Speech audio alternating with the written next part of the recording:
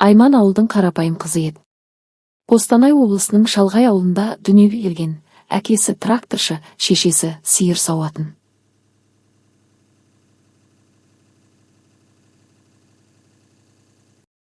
Үйлері ескі, саманнан салынған, қыста суық, жазда ыстық. Мектепте оқып жүргенде ақ Айман қаланы армандайтын.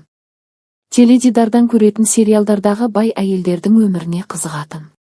Мен де сондай боламын деп ойлайтын. Бірақ тұрмыс нашар еді, ағалары жұмыс таппай, үйде отыратын, әкелері күнкөріс үшін ерте тұрмысқа шығып, балаларын бағып әуре. 18-ге толған соң Айман ауылдағы жалғыз дүкенде сатушы болып жұмыс істеді. Күніне 1000 теңге табатын, оның өзін шешесіне береді. Бірақ оның сұлулығы ауылдың жігіттерін қызықтыратын. Қара шашты, үлкен қара көзді, ұзын бойлы. Дегенмен ауыл жігіттері оған ұнамайтын. Бұлармен тұрмыс құрсам, өмір бойы ауылда қалып қоямын деп ойлайтын. Бір күні ауылға қаладан келген жігіт келді. Оның аты Ерлан еді. Қостанай қаласындағы құрылыс компаниясында менеджер болатын, әкесі ауқатты кәсіпкер. Ерлан ауылдағы туыстарына қонаққа келген, дүкенге кіріп Айманды көрді. Оның сұлулығы, дене бітімі, күлкісі, сөйлегені ұнады. Сен сияқты сұлу қыз ауылда не істеп жүр деді. Айман күлді, қаланың қызы емеспін ғой. Сөйтіп сөйлесіп кетті. Ерлан оған қала туралы әңгімелер айтты, киноға шақырды. Айманның жүрегі соқты. 2 айдан кейін Ерлан Айманға үйлену туралы ұсыныс жасады. Мен сені қалаға алып кетемін, жақсы өмір сүреміз деді. Айман ойланбастан келісті. Ауылдағылар қызғанышпен қарады. Қала жігітіне тұрмысқа шығып жатыр. Той қарапайым болды, бірақ Ерланның әкесі ақша салды. Сөйтіп Айман қалаға көшті. Алғашқы жылдары бәрі жақсы еді, Ерланның ата-анасы бөлек үйде тұрды. Армандаған пәтері кең, жиһаздары жаңа. Айман үй шаруасымен айналысты, Ерлан жұмыста. Ол оған киімдер, телефон сатып алатын. Мен сенің үшін бәрін жасаймын дейтін. Айман жүкті болды, ұл туды. Ерлан қуанды, баланың күтімін Айманға тапсырды. Бірақ Айманға қала өмірі ұнады, түндер, кафе, достар.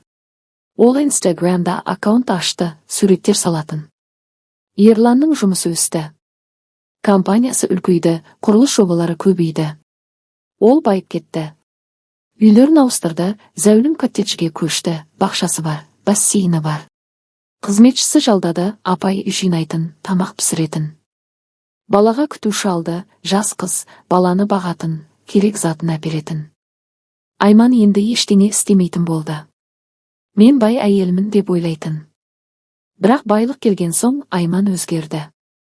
Ерланды менсінбей кетті. Ол жұмыстан шаршап келсе, сен әрқашан жұмыстасың, маған көңіл бөлмейсің, уақытың жоқ дейтін. Ерлан бәрін сен үшін істеп жатырмын дейтін, бірақ Айман тыңдамайтын. Достармен шығатын, шопинг жасайтын, сұлулық салондарына баратын. Ақша көп еді, Ерланның картасынан жұмсайтын. Мен ауылдан шықсам да, енді осылай өмір сүремін деп ойлайтын. Уақыт өте келе, Айманға үйде отыруы жалықтырды. Баласы күтушімен, үй қызметшімен. Ерлан кешке келетін, бірақ олардың арасында сөз аз. Айманға жаңа сезімдер керек болды. Достарының бірі саунаға шақырды. Кел, демаламыз, массаж жасатамыз. Айман барды. Саунада тек әйелдер емес, еркектер де бар еді. Ол жерде бай әйелдер демалатын, ішімдік ішетін, әңгіме айтатын. Бірінші рет саунаға барғанда Айман қобалжыды, бірақ аздап ішіп болсызды. Сонда бір жігіт келді, жас, спорттық денелі, аты Данияр, ол массажист болатын. Бірақ саунадағылардың қосымша қызметі бар еді. Данияр Айманға жақындады. Сіз сияқты сұлу әйел мұнда не істеп жүр деді. Айман күлді, сөйлесіп кетті. Сауна ыстық, денелері терлейді. Данияр оның иығын уқалады, қолдары төмен түсті. Айман тоқтатпады. Ерлан білмейді ғой деп ойлады. Сол түні олар жеке бөлмеге кірді. Данияр оны сүйді, киімдерін сырғытты. Айманның денесі дірілдеп тұрды, бірақ қозғалды. Ол оның мойнынан сүйді, кеудесін ұстады. Даниярдың қолдары оның белінен төмен түсті, саусақтары ішке кірді. Ол оны диванға жатқызды да үстіне шықты. Айманның көздері жұмылып ерекше сезім алды. Мұндай сезімді Ерлан бермейді деп ойлады. Олар ұзақ жасады, позициялар ауыстырды. Айман үстінде, артынан ақырды. Ол шаршап қанағаттанған күйде жатты. Содан кейін Айман саунаға жиі баратын болды. Даниярмен кездесіп тұрды, бірақ басқалармен де. Ақша көп еді, саунадағы еркектерге ақша беретін, оларға сыйлықтар сатып алатын. Бір күні екі жігітпен бірден, бір алдынан екіншісі. Ол ойына келгенін жасады, ойыншықтар әкелді, рөлдік ойындар ойнады. Мен еркіммін, ақшам бар деп ойлайтын. Ерланға өтірік айтатын. Достармен шопингте болдым дейтін. Ерлан күмәнданатын, бірақ жұмысы көп, тексермейтін. Ауылдың қызы. Айман ауылдың қарапайым қызы еді. Қостанай облысының шалғай ауылында өсті. Үйі саман, қыста мұздай, жазда пештей. Әкесі тракторшы, шешесі сиыр сауат. Ағалары жұмыссыз, әпкелері ерте күйеуге шығып, бала-шағамен әуре. Айман мектепте оқығанда теледидардағы бай әйелдерді көріп, мен де сондай боламын деп армандайтын. 18-ге толғанда дүкенде сатушы болды. Күніне 500 теңге, соның өзін шешесіне беретін. Бірақ сұлу еді, көк көз, қара шаш, бойы ұзын. Ауыл жігіттеріне қарағысы келмейтін. Олармен шықсам, осы жерде шіріп өлемін дейтін. Бір күні қаладан Ерлан келді. Қостанайда құрылыс компаниясында менеджер, әкесі бай кәсіпкер. Дүкенге кіріп Айманды көрді де тоқтап қалды. Сен сияқты қыз ауылда не істеп жүр деді. 2 ай сөйлесті, киноға апарды, қала туралы айтты. Айман елітті. Ерлан үйленейік деді. Айман ойланбастан келісті. Ауылдықтар қызғана қарады. Той қарапайым болды, Ерланның әкесі ақша салды. Айман қалаға келін болып түсті. Алғашқы жылдары бәрі керемет еді.